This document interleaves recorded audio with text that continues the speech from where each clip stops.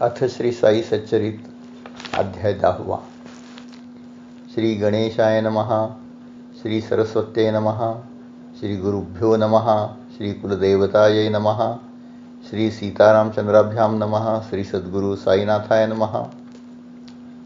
या अध्यायात बाबांचे शिर्डीतील वास्तव्य, त्यांच्या दैवी सिद्धी, सत्संगाचे महत्त्व या सर्वांचं वर्णन आहे. सद्गुरूचा महिमा अपार आहे. आदिभूत, आध्यात्मिक, आदिदैविक ही सर्व दुःखे त्याला शरण जाताच नष्ट होतात. रेखेवर मेघ मारण्याची क्षमता त्यांच्यातच आहे. 7 जन्माची पापराशी ते भस्म करतात. त्यांच्या दर्शनानेच देहाचे अज्ञान नष्ट होते आणि सर्व विषयांचा विनाश होतो.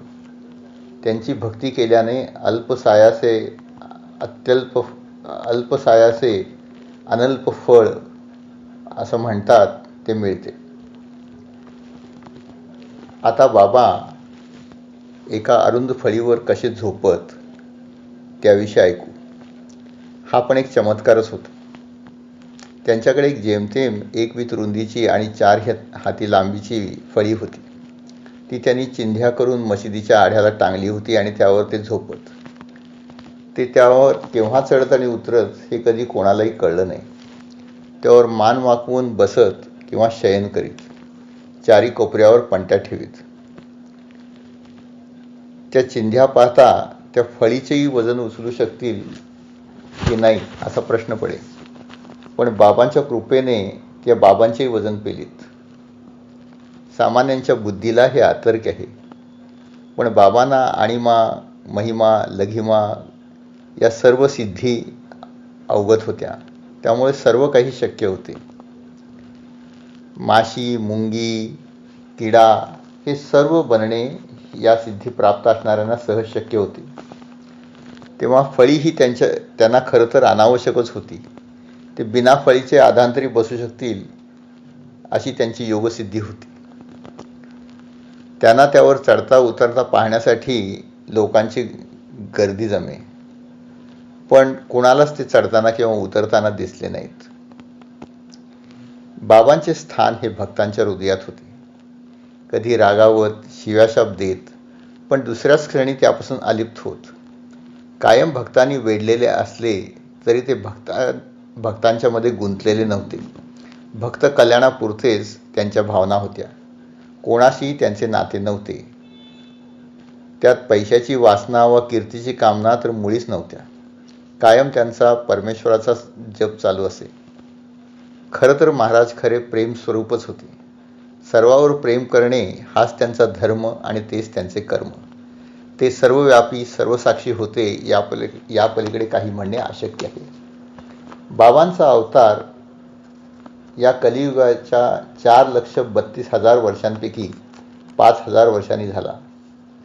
16 वर्षे असताना ते शिर्डीत प्रकटले. 3 वर्षे राहिले.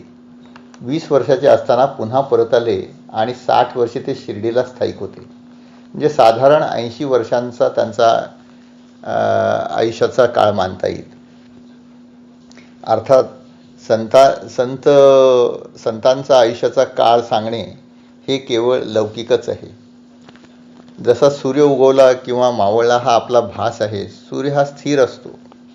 त्याचप्रमाणे संत हे कायम अस्तित्वात असतातच. ते केवळ आपल्या सगुण रूपाने आपल्याला दिसतात किंवा या लोकातून ते निघून जातात, पण त्यांचे अस्तित्व हे कायम असते. शके 1603 साली रामदास निवर्तले. त्यानंतर 200 वर्षांनी बाबांचा अवतार झाला. त्यावेळी भारताची परिस्थिती अत्यंत खराब होती. मोगलांचा अंमल होता. हिंदू मुसलमानात तेढ निर्माण झाली होती. बाबांच्या जन्माचे एक उद्दिष्ट हिंदू मुसलमानांना जोडणे हेही असावे. बाबा हे मूर्तिमंत परमानंद होते. हरिप्राप्तीचे सर्व रस्ते त्यांना माहीत होते, तरी ते भक्तांना भक्तिमार्गाचा सोपा उपदेश करीत. कथा व उपदेश देऊन मोक्षप्राप्तीकडे भक्तांना वळवत. एवढे सोपे मार्ग सांगूनही सर्व लोक ते मानतीलच असे नव्हे. खरे तर हे सर्व मानण्यासाठी सुद्धा परमेश्वराची इच्छाच लागते. त्यामुळे या सर्व गोष्टी ह्या सर्वांच्या हाताबाहेरच्या आहेत. खरं तर संसार हा स्वप्नरूप आहे, तो आसार आहे.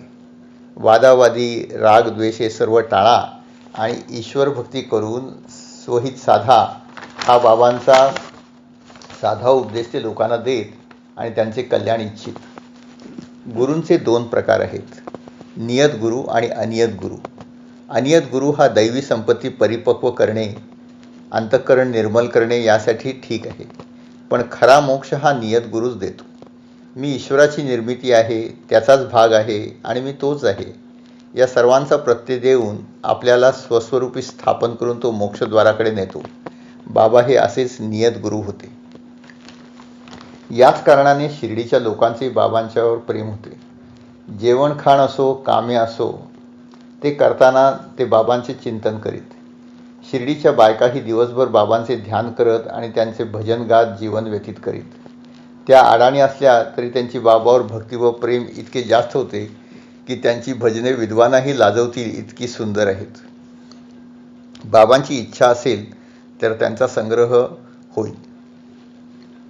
बाबा हे मूर्तिमंत ब्रह्म होते. अनिर्वाच्य, आजन्म्य, अमूर्त असे ब्रह्म. केवळ भक्तांच्या कल्याणाकरता सगुण रूप धारण केलेले ब्रह्म. बाबांच्या बोलण्यात विलक्षण विनम्रता होती. ते म्हणत की तुम्हा लोकांचीच माझ्यावर इतकी कृपा आहे की मला तुमच्यासारख्या भक्तांचे दर्शन झाले, सहवास मिळाला. मी कोणीही विशेष नाही, मी अत्यंत सामान्य आहे. विष्ठेवरच्या किड्या इतका मी सामान्य आहे, क्षुद्र आहे. बाबांची नम्रता ही खरंच विलक्षण होती. बाबांचे शरीर हे केवळ अस्तित्व होते, निरहंकार अस्तित्व. सर्व अवयव फक्त देहाचे कार्य करत. त्यात विषय वासना नव्हत्या. जिभेला चवीची वासना नाही, डोळ्यांना कोणाच्या दर्शनाची इच्छा नाही आणि कुठल्याही वस्तूची हाव नाही. कसलाही अभिमान नव्हता. नानावलीसारख्या माणसाने उठ म्हणतात स्वतःचे आसन त्यांना देऊन टाकून स्वतः उभे राहणारे विनम्र बाबा मूर्तिमंत नम्रतेचे प्रतीक आहे.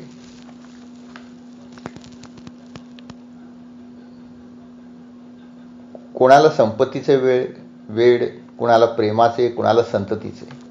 पण हे प्रेम निरर्थक आहे. हे सर्व प्रेम हरिचरणी लावा तर त्यात काही फायदा आहे. संतती संपत्तीचा मोक्षासाठी काही फायदा नाही हे सर्वांना माहीत असूनही लोक हरीचे नामस्मरण करत नाहीत. पण आपल्या मोक्षातच आपल्या जन्माचा खरा उद्देश आहे. आपले मन हे नेहमी कुठल्या तरी विचारात गर्क असते. आपण त्याला चांगले विषय दिले तर ते चांगल्याचा विचार करत राहील, वाईट विषय दिले तर ते त्यात गर्क होईल. मनाचा असा चिकटून राहण्याचा स्वभाव असल्याने आपण त्याला चांगल्या ठिकाणी रमवावे. त्यासाठी सत्संग कामी येऊ शकेल. सत्संगामुळे कुसंगही आपणच सुटतील. आयुष्याचा वेळ सार्थकी लागेल आणि अंतिम मोक्षासारखे फळ मिळेल. तात्पर्य सत्संगानेच उद्धार आहे. साईबाबांसारख्या संतांचे नामस्मरण करणे, त्यांच्या कथांचे श्रवण करून त्यापासून बोध घेणे, तसे आचरण करणे, हा सत्संग आपण आपल्या मनाला लावू आणि आपला उद्धार करून घेऊ. संतांच्या संगतीत सर्व जीवांचे, अगदी पंचमहाभूतांचेही उद्धरण आहे. गंगा, भागीरथी, कृष्णा, कावेरी, नर्मदा सर्व नद्या या जगाला पापमुक्त करतात. पण आपली पापे धुण्यासाठी त्यांना संतांच्या चरणीच लागावे लागते. असा सत्संगाचा महिमा आहे. संतांचा संग केल्याशिवाय म्हणजे सत्संग केल्याशिवाय कुणाचाही उद्धार नाही. सत्संगाने ज्ञान होते. ज्ञान म्हणजे स्वस्वरूपाचे आपण कोण आहोत याचे ज्ञान.